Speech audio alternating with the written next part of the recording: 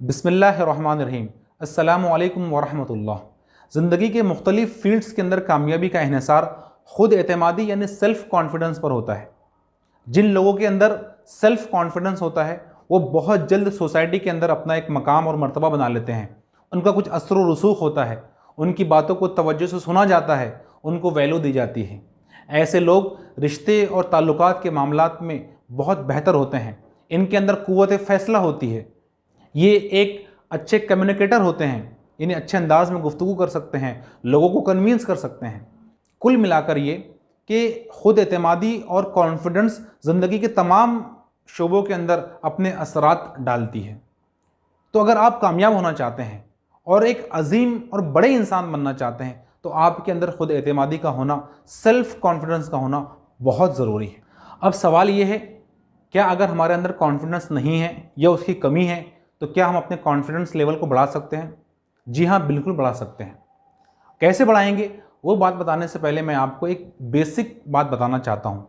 वो ये कि जिस तरह हमारी सोच के असरात हमारे जिस्म के ऊपर पड़ते हैं, हमारी हरकतों और हमारे एक्शंस के ऊपर पड़ते हैं, उसी तरह अगर कुछ एक्शंस को और कुछ हरकत को अगर बार बार रिपीट किया जाए तो उसके असरात हमारी सोच के ऊपर भी पड़ सकते हैं और हमारी सोच के अंदर भी तब्दीली पैदा हो सकती है।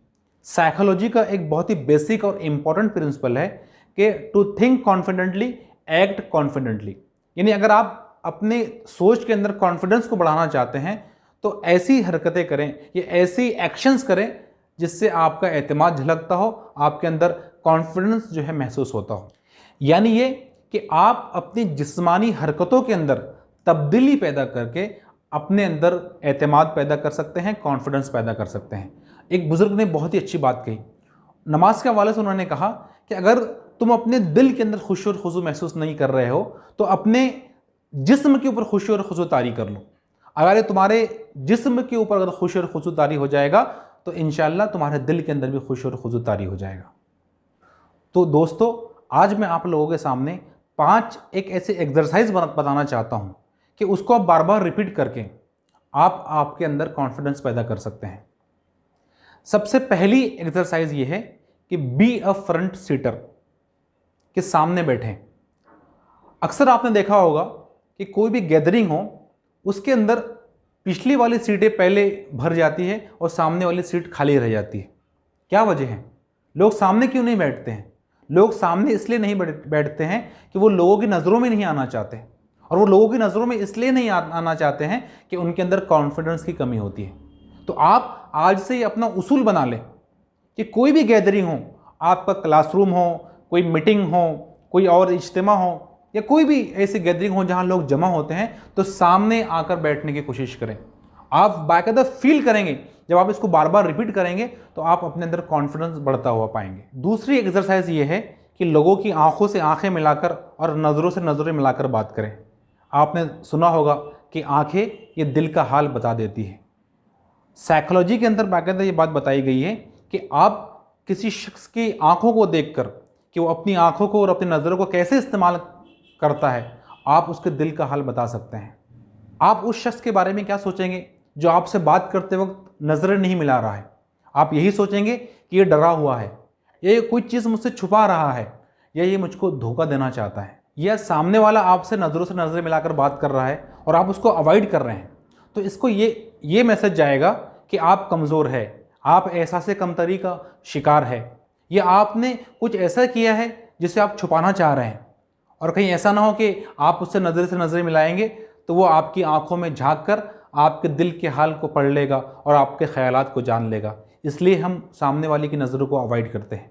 तो यकीन मानिए, इसके बरखिलाफ़ अगर आप किसी से नज़रों से नज़रें मिलाकर बात करेंगे तो इससे ये मैसेज जाएगा कि आप एक ईमानदार आदमी हैं, आप जो बात कह रहे हैं आपकी बात के अंदर सच्चाई है, आपके अंदर एतमाद है।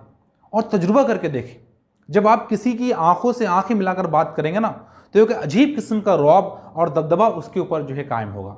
तो आज ही से ये प्रैक्टिस करें कि जिससे भी आप बात करें उसकी नज़रों से नज़रें मिलाकर बात करें। तीसरी एक्सरसाइज ये है कि अपने चलने की रफ्तार के अंदर तेज़ी लाइए।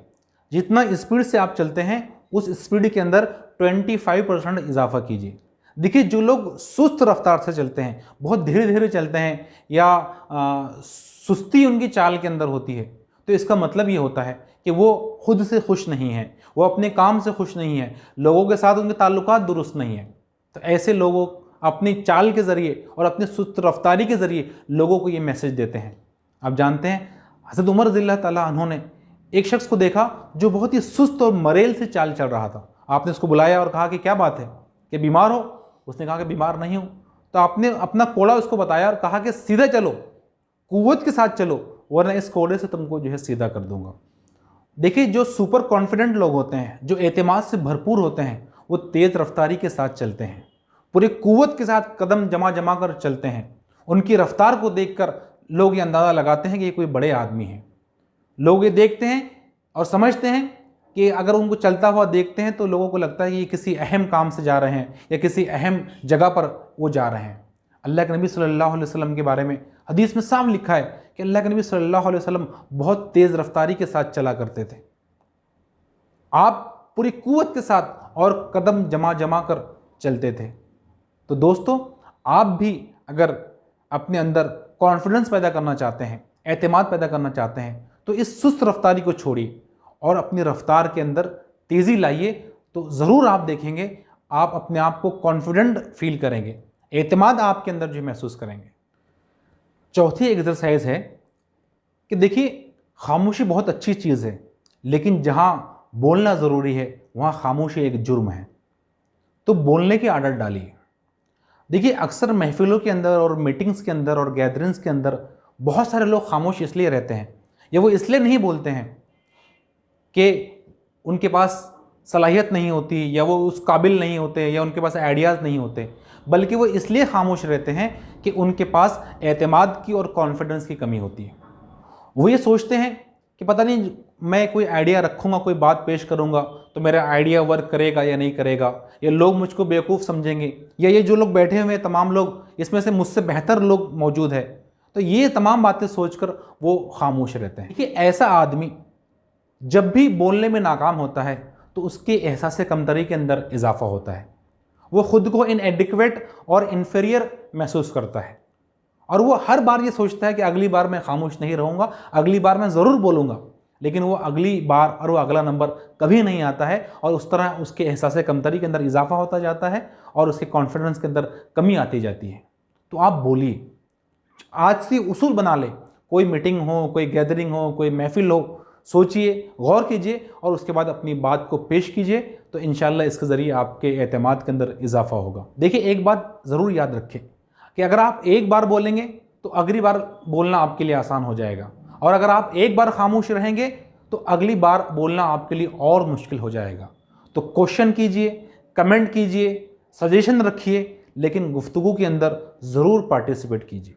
पांचवी बहुत ही इंटरेस्टिंग एक्सरसाइज ये है कि मुस्कुराइए, मुस्कुराइए, मुस्कुराइए। कि जब आदमी मुस्कुराता है तो वो खुद को तवाना यानी एनर्जेटिक वो फील करता है। मुस्कुराहट से और मुस्कुराने से उसके गम और फिक्र दूर होती है, वो खुद को बहुत मुस्बत महसूस करता है।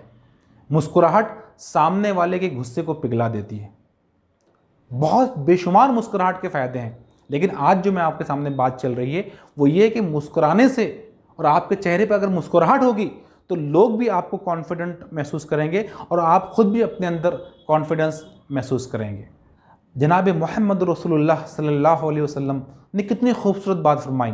आपने फरमाया कि तुम्हारा अपने भाई से मुस्कुराकर मिलना भी सदका है। यानी अगर तुम अपने भाई से मुस्कुराकर मिलते हो तो इसका मतलब है कि तुम सदका दे रहे हो। जुरैर बिन अब्दुल्लाह रज़ियल्लाहु ताला फरमाते हैं कि कभी ऐसा नहीं हुआ है कि अल्लाह के नबी सल्लल्लाहु अलैहि वसल्लम ने मेरी तरफ देखा हो या किसी की तरफ देखा हो और आपके चेहरे पर तबस्सुम ना हो, आपके चेहरे पर मुस्कुराहट ना हो। तो दोस्तों, जब भी मौका आपको मिले या डेली इन 5 बातों पर, इन 5 एक्सरसाइज को बार बार रिपीट करें तो इंशाअल्लाह ज़रूर आप अपने अंदर कॉन्फिडेंस महसूस करेंगे, एतमाद महसूस करेंगे। शुक्रिया।